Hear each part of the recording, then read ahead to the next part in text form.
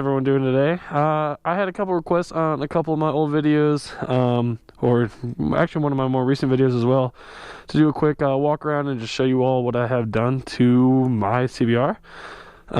It's not a lot, it's mostly cosmetic stuff, but it is a 15-year-old bike, and I do still like it. I think it does a lot of things really well, and for what it is and how much it costs, it was less than $2,000, so I think that it's quite an excellent bike. I am looking at getting something new here, but I just wanted to give you like an in-depth look at what I'm riding in all my videos, because you can only really see the cockpit in videos themselves.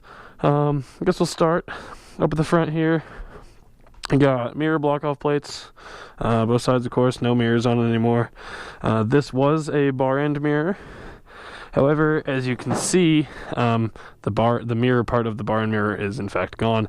I was at the track and I loosened this bolt up to take the mirror off, and I tightened it back in for my track day, and I was going to put the mirror back on at the end.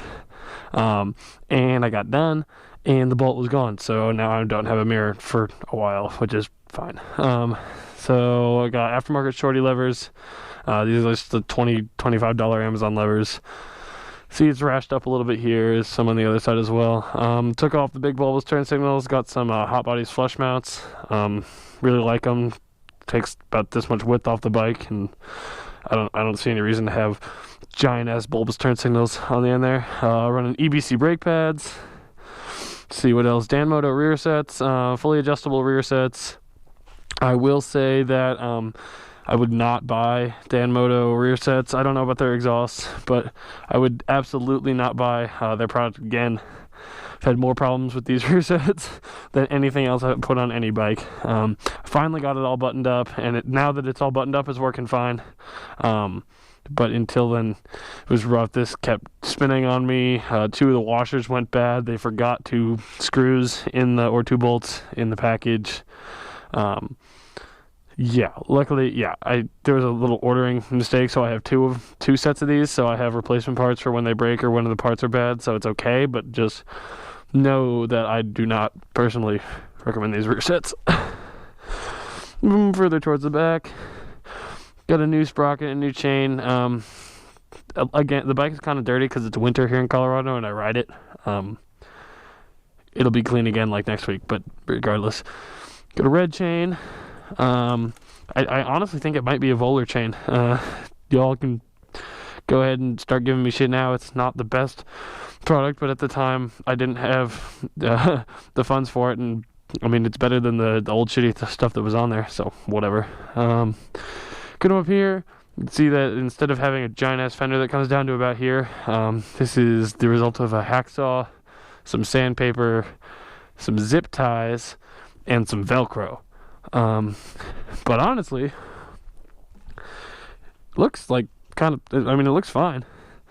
If you really get up close, you can tell that it's definitely a home done job, especially if you look at the back, but that's okay. Also got smoked rear light with integrated turn signals that are in there, I promise.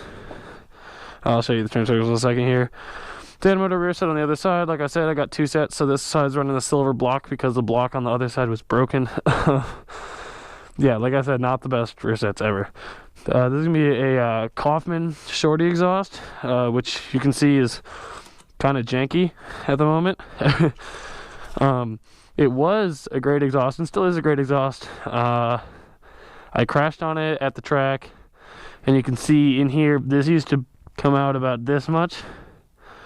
But this is where the road rash was, so I grinded it out and repainted the tip. But the screws were damaged in the crash as well, which is why it doesn't really stay on, but it still sounds great. And I'll let y'all hear the bike in a second. Running Michelin Pilot Power 3 on the rear, and actually running a Q3 up front right now. Gonna switch over to Q3s eventually, but my front was just shot, and I figured I'd put a Q3 on it, so whatever. It's got all aftermarket fairings, because the old fairings are actually right here. Are like super fucked up, so yeah, those are no longer on the bike. But yeah, moving back to the last few things here, got that done. Do have a smoked double bubble windscreen on it. You can't really see through it, which is the problem with it. But other than that, I mean, it's great. It gives me a little bit more wind protection being tall like I am. Shit, other than that, I got some like standard shit like a tank pad and custom scratches on the case covers, and yeah, turn it on here for y'all. Starts right up. It's cold still. You can see it doesn't even have a temperature reading. But yeah, check out the turn signals. Flashes on the side, and you got your integrated signal back there. Brake lights work, all that stuff. But yeah, I mean, give you a little rev here. Hold on.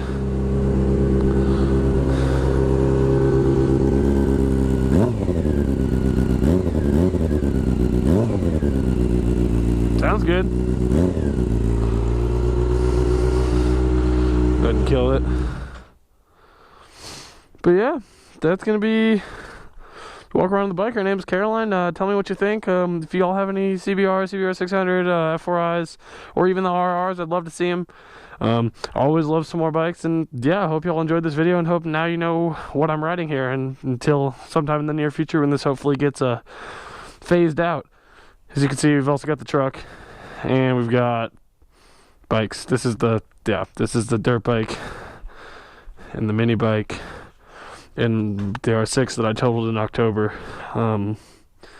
Yeah, so if you do want to see any other bikes, let me know. There is another R6 that is not here right now, but it should be back soon enough, and I'll give you all a video on that when my track bike's all finished.